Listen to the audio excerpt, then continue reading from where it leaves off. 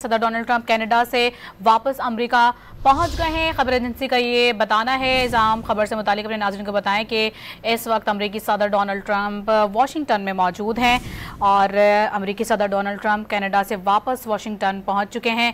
ये अहम तरीन अपडेट है जिससे अपने नाज़रीन को आगाह करें। ईरान में जंग बंदी से बेहतर की तलाश में हूँ, डोनाल्ड ट्रंप का ये अहम तरीन बयान भी सामने आया है। सदर डोनाल्ड ट्रंप कनाडा से वापस अमेरिका पहुंच गए हैं। खबर एजेंसी का ये बताना है। इज़ाम खबर से मुतालिक अपने नाज़रीन को बताएं कि इस वक्त अमेरिकी सदर डोनाल्ड ट्रंप वाशिंगटन में मौजूद हैं और अमेरिकी सदर डोनाल्ड ट्रंप कनाडा से वापस वाशिंगटन पहुंच चुके हैं।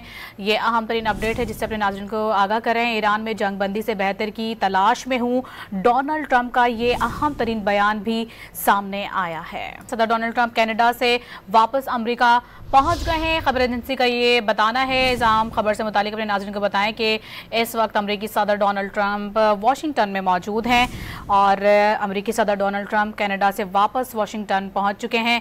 ये अहम तरीन अपडेट है जिससे अपने नाज़रीन को आगाह करें। ईरान में जंग बंदी से बेहतर की तलाश में हूँ, डोनाल्ड ट्रंप का ये अहम तरीन बयान भी सामने आया है।